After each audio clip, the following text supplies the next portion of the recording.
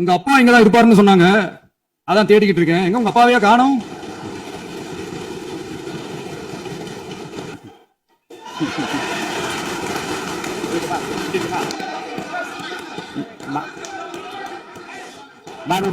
பேர்ல அடிச்ச கொள்ளைய ஒண்ணு ஒண்ணா கவர்மெண்டோட கஜானாக்குள்ளேயே கொண்டு சேர்த்துக்கிட்டே இருக்கிறாங்க.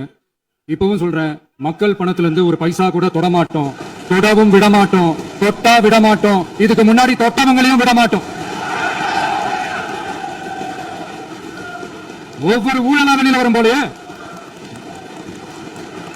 ஒவ்வொரு வேஷமா கலைஞ்சிரும் போலயே, இங்க இருக்கிற நிறைய பேர் நடுங்கி போய் இதுல நம்ம மேல அவதூறு வேற. இப்ப புதுசா ஒரு வெப்பன் ஒண்ணு கொண்டு வந்திருக்காங்க. அது என்ன தெரியுமா? அவங்க தயவால தான் நம்ம ஆட்சி நடக்குதான். மக்கள் தயவால இந்த ஆட்சி நடந்துகிட்டு இருக்கு. மனசாட்சி உள்ள சக்திகளோட ஆதரவால இந்த ஆட்சி நடந்துகிட்டு இருக்கு. நாங்க தான் அனுப்பி வச்சோம் அப்படின்றாங்களே. அனுப்பி வச்சவங்களுக்கு மினிஸ்ட்ரியில இடம் கொடுத்தா ஏன் கதறீங்க? ஏன் இவ்வளவு கோவம்? ஏன் இவ்வளவு கதறல்? இதுல இன்னொரு முக்கியமான விஷயம், மார்க்சிஸ்ட் கம்யூனிஸ்ட் கட்சி நமக்கு ஆதரவு கொடுத்தது சுயேட்சையா எடுத்த முடிவுன்னு சொல்றாங்க. அதே மாதிரி இந்திய கம்யூனிஸ்ட் கட்சி நமக்கு ஆதரவு கொடுத்தது சுயேட்சையா எடுத்த முடிவுன்னு சொல்றாங்க. இதுல எங்க இருந்து நாங்க தான் அனுப்பி வச்சோம் புரியல. மக்களுக்கு நல்லா புரியும், எல்லாத்தையும் தெளிவா பார்த்துக்கிட்டு இருக்காங்க.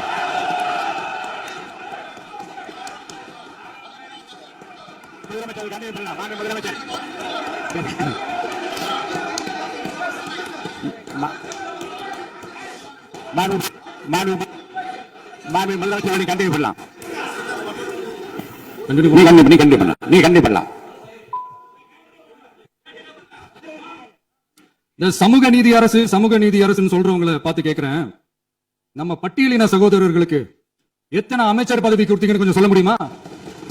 ஆனா நம்மளுடைய அரசுல 8 அமைச்சர் பதவிகள் யாருக்கு? நம்ம பட்டியலின சகோதரர்களுக்கு. எல்லாம் நம்ம அண்ணன், நம்ம தம்பி, நம்ம தங்கச்சிங்க. அண்ணல் அம்பேத்கர் அவர்களுடைய கிட்டத்தட்ட 100 ஆண்டு கால கனவு இப்ப நிறைவேறி இருக்கு. நான் ஏன் கொஞ்சம் சவுண்டா பேசுறேன் அப்படின்னா அவங்களுக்கு கேட்கணும்ன்றதுக்காக, தப்பா எடுத்துக்காது. அதே மாதிரி பெண்களோட பாதுகாவலர் நாங்க தான் அப்படின்னு சொல்லிக்கிறவங்களை கேட்கிறேன், எத்தனை பெண்களுக்கு அமைச்சர் பதவியில இடம் கொடுத்தீங்க கொஞ்சம் சொல்ல முடியுமா? எங்க அரசுல 4 சகோதரிகளுக்கு அமைச்சர் பதவி கொடுத்திருக்கிறோம்.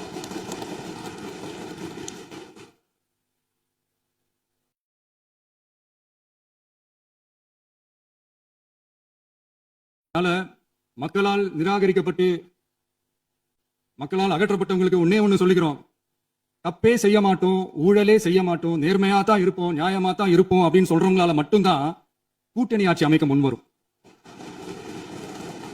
ஆட்சியிலையும் பங்கு, அதிகாரத்திலையும் பங்கு கொடுக்க முன்வரும். ஊழல்லையே ஊறி போனவங்களால இந்த கூட்டணி ஆட்சியோ ஆட்சியிலையும் பங்கு அதிகாரத்திலையும் பங்கு கொடுக்க முன்வராது. மெஜாரிட்டி இருந்தாலும் தரமாட்டாங்க, மெஜாரிட்டி இல்லனாலும் தரமாட்டாங்க. கேட்டா ரெடிமேடா ஒரு பதில் ஒண்ணு வச்சிருப்பாங்க, கூட்டணி ஆட்சியை மக்கள் விரும்ப மாட்டாங்க. அதே மக்கள் தான் இப்ப அவங்கள பார்த்து சிரிக்கிறாங்க. நான்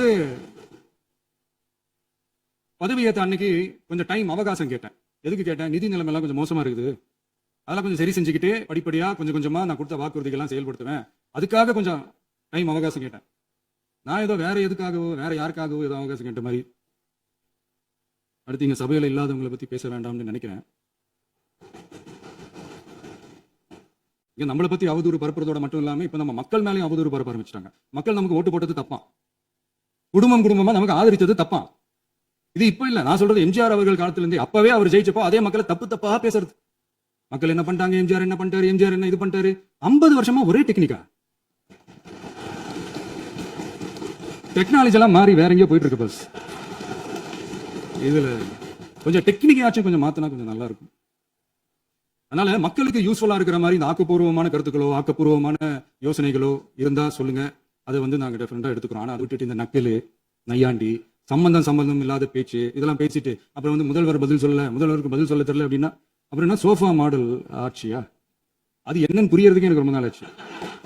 இந்த சோஃபா செட்டு, டேபிள் சேரு, டீபாய், பர்னிச்சர் பிசினஸ் எல்லாம் வேற எங்க வெளியில போய் பண்ண சொல்லுங்க. அப்படி அந்த பிசினஸ் தான் பண்ணணும்னா நிறைய பிசினஸ் பண்ற மாதிரி வெளியில போய் பண்ண சொல்லுங்க, எங்க சட்டசபைக்குள்ள வேணாம். அதனால ஆக்கப்பூர்வமான கருத்துக்கள் இருந்தா சொல்லுங்க, டெஃபினட்டா அது சரியா இருந்தா நாங்க ஏத்துக்கிறோம். எனக்கு ஒரு குட்டி கதை ஒண்ணு ஞாபகம் வருது, சொல்லாமா? ஒரு ஊர்ல ஒரு பெரியவர் வெயில் ரொம்ப ஜாஸ்தியா இருக்குன்னு சொல்லிட்டு கண்ணுக்கு மேல கை வச்சுக்கிட்டு இப்படி சுத்தி முத்தி தேடிட்டு இருந்தாராம். அப்போ கூட இருந்த ஒரு சின்ன பையன், என்ன தேடுறீங்க அப்படின்னு கேட்டானா. அதுக்கு அந்த பெரியவர் சொன்னாரா, அது ஒண்ணு இல்ல தம்பி, உங்க அப்பா இங்கதான் இருப்பாருன்னு சொன்னாங்க, அதான் தேடிக்கிட்டு இருக்கேன். எங்க உங்க அப்பாவையா காணோம்? இல்ல எங்களுக்கும் நக்கலா நையாண்டியா சம்பந்தம் இல்லாத குட்டி கதை இதெல்லாம் எங்களுக்கும் பேச தெரியும். அந்த கதையில பெரியவர் அப்படி சொன்னாரா? தப்பா எடுத்துக்காதீங்க. அந்த கதையில பெரியவர் அப்படி கேட்டாரா? அதனால யாரும் இங்க டென்ஷன் ஆக வேணாம். அதனால இன்னொரு இந்த என்னுடைய உரையை முடிக்கிறதுக்கு முன்னாடி போயிட்டாங்க, பேசலாமா?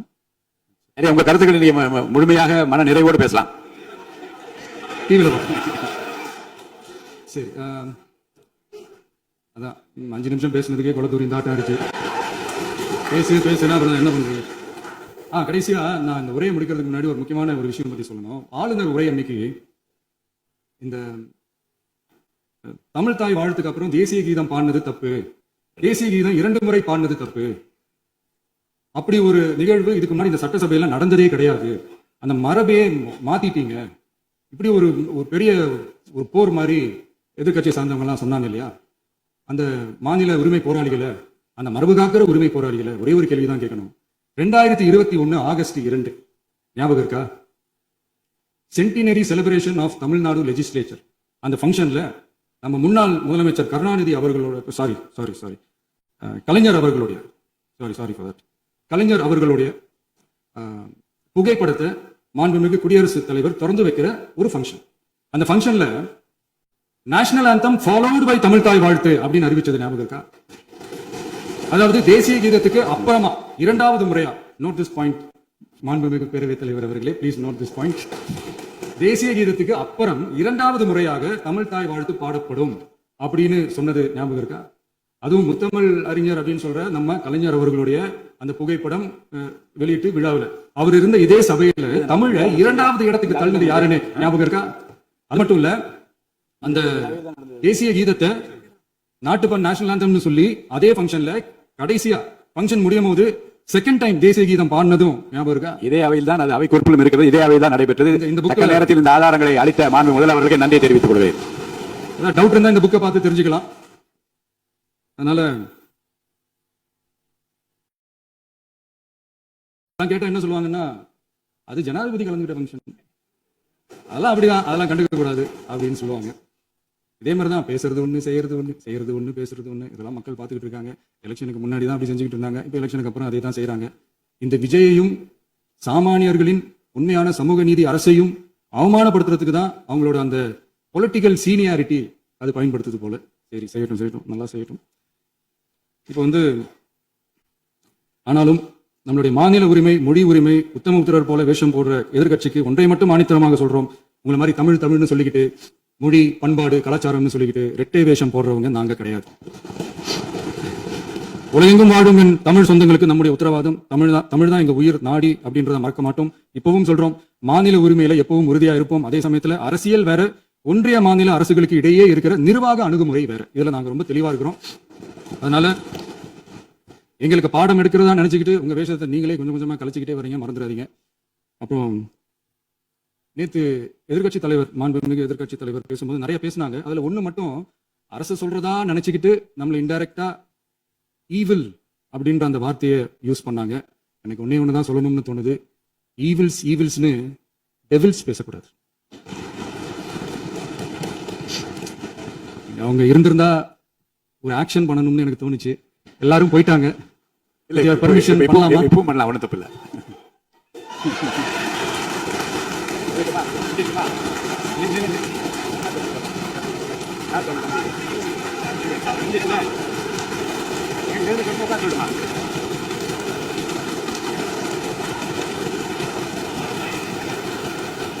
விவாதம். செய்திகளை உடனுக்குடன் தெரிந்து கொள்ள உடனே சப்ஸ்கிரைப் பண்ணுங்க.